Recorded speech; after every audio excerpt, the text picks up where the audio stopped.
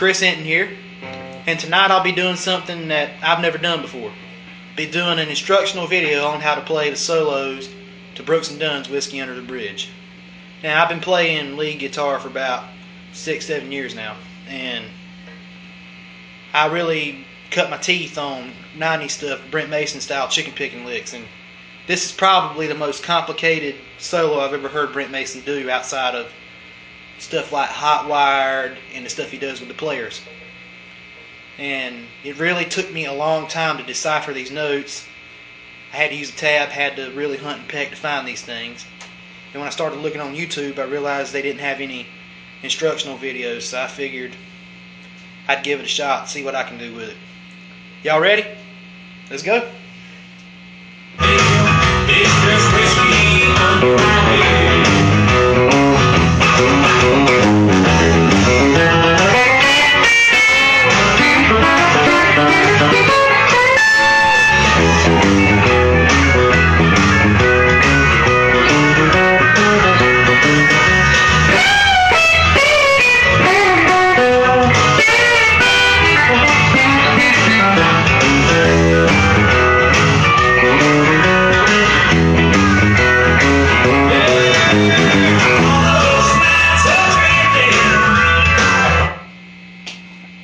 That's it. Told you it won't hard. Well, what we're going to do now is I'm going to take you note by note and show you exactly what he's doing. The first line, I'm going to hit your E string 3 times. Good.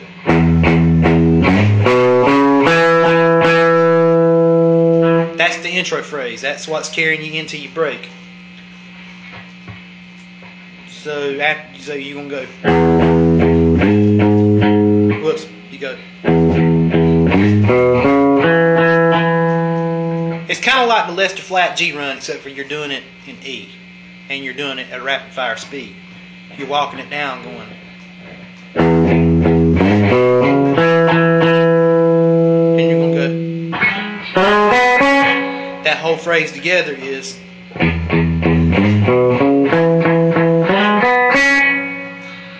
So one more time, you go.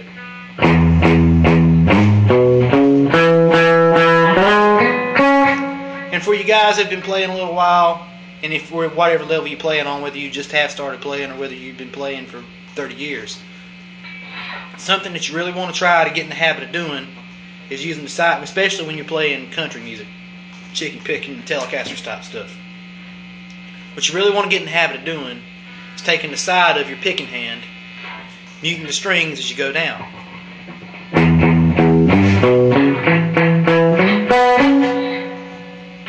When you want it to sound staccato-y like Don Rich or Brent Mason would do. What you got to do is right back on topic here. You're gonna go when you hit that D flat note with your 3rd finger here.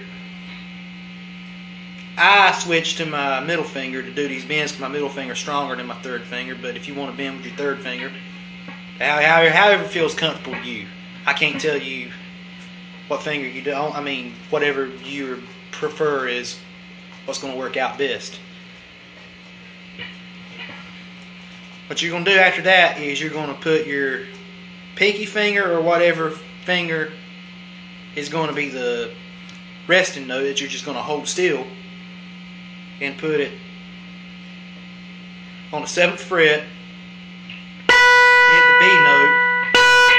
Now you're going to skip and go to the 3rd string and the 6th fret, and the middle finger, pinky finger, 3rd finger, whatever you want to use, you're going to bend it 1 whole step.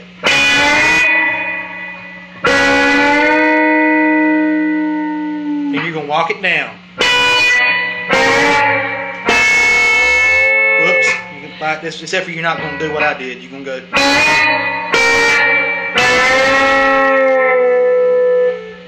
So far we got.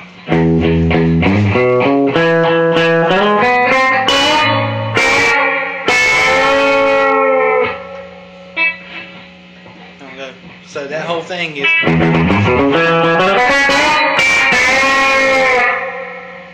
here's where things get tricky. You're going to take your two fingers right here, like you would if you were going to do a bluesy run like this. What you're going to do is you're going to take them and put your first finger, second fret, your second and the third, and you're going to slide them one fret. And you can catch the bassy note, the pseudo bass note, with your pinky or whatever finger works best. You're going to go. Move over 2 more frets and do the same thing. So you're going to go.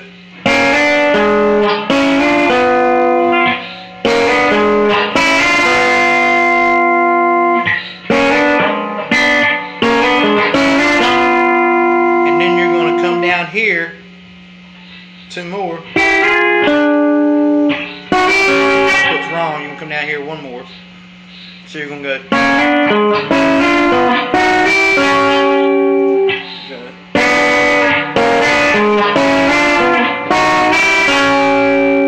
Once you got that down, you're going to slide down here to your 11th fret with your 2 fingers in the same, doing the same phrase.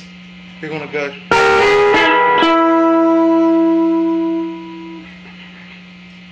So you've done 4 triplet notes right here, sliding down the neck. You're going to go.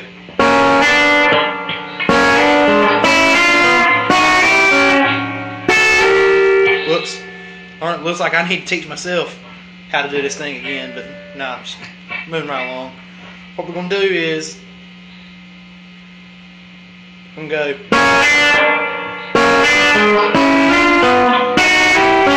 We're going to the 11th fret. Then after you've done that slide down, which will sound like this all together.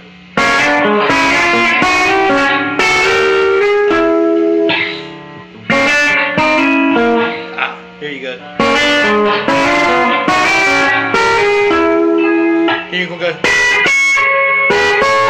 You're going to hit that A phrase there. So the whole thing together sounds like this.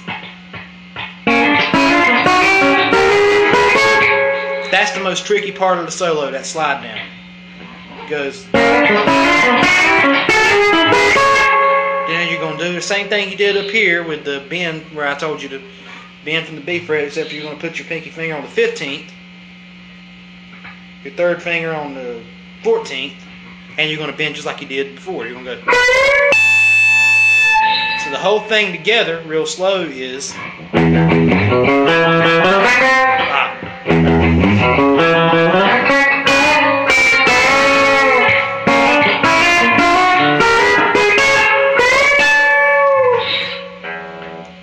Then the next, now, I know I messed that up a lot, but like I said, it's my first time ever teaching, doing an instructional video. Now the second part of the solo, after the steel guitar takes its break, goes like this. You're going to go to the 14th fret, bend up with your pinky finger, like this. Bend it up 2 frets. Now go up to the 2nd string and do the same thing.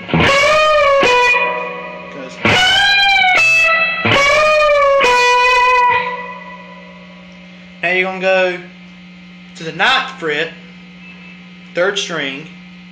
You're going to bend with, then you're going to take your 3rd finger and bend it the same way. Go.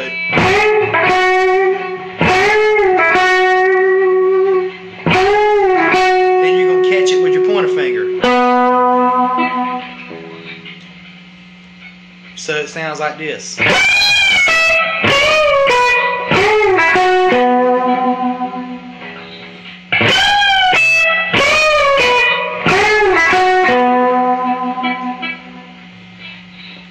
Okay, so all together it sounds like.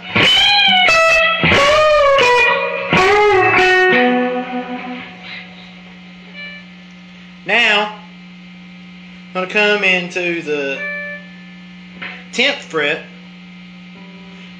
and you're going to put your pinky finger down and your middle finger, and your 3rd finger, whatever you're going to use to bend. You take your finger, whichever's stronger, and you're going to go. It's the same thing as doing this. See? It's the same thing, but the reason why you're doing it down here is so you can use your other fingers to catch that E note that you're going to need to catch in a minute. So you're going to go.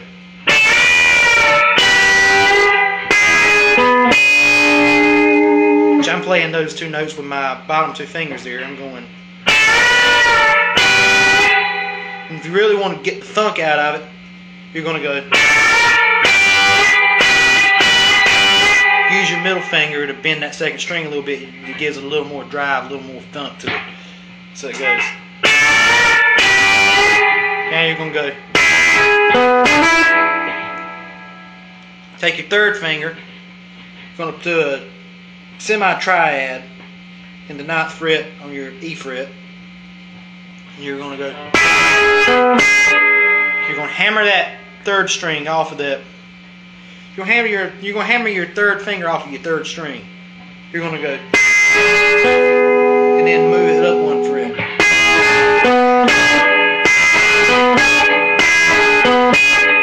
The whole thing is. Now here's the tricky part of this solo. You're going to take your 2 fingers, 2nd, 3rd string, slide into the 5th fret. Like that right there. You're going to go. Take your 3rd string, catch the 7th fret. Okay, take your 3rd finger, catch the 7th fret, 4th string. You're going to do the same thing, except for you're not going to slide into it down here. You're going to go move over 2 frets, except for this time you're not going to slide in, you're going to go.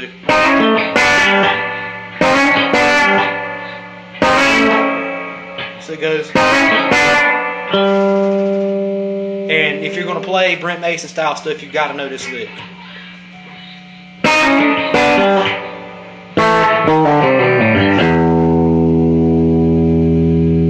You know what comes after it? You can kind of personalize that. I don't do it exactly like he does. You can kind of personalize it to fit your taste. Just climb up the A strings, climb up the A pentatonic scale, however you want to. I mean, because that's what country picking's all about. You don't never play when you're playing country style stuff like that. You don't never play a straight chord. You hardly ever play around. You hardly ever play the melody itself. You play around the melody. You play in the melody. You play above the melody, below the melody. When you're playing that style, you don't hardly ever play anything straight. So you can do it pretty much whatever you want as long as you end up with a low A. So you go.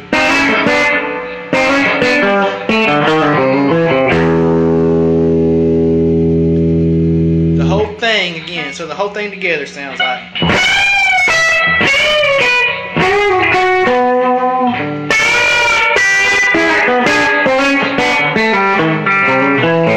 Well, I know that I messed up, but it goes.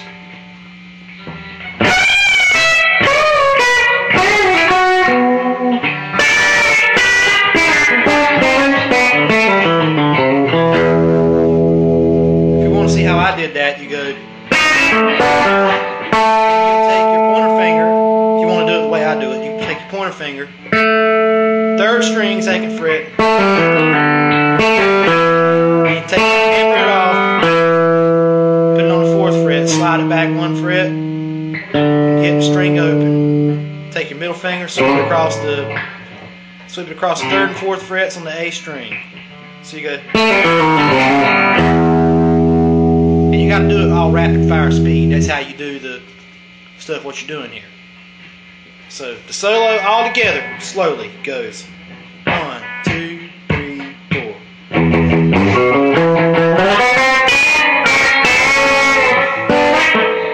Oops. One more time. 1, 2, 3, 4.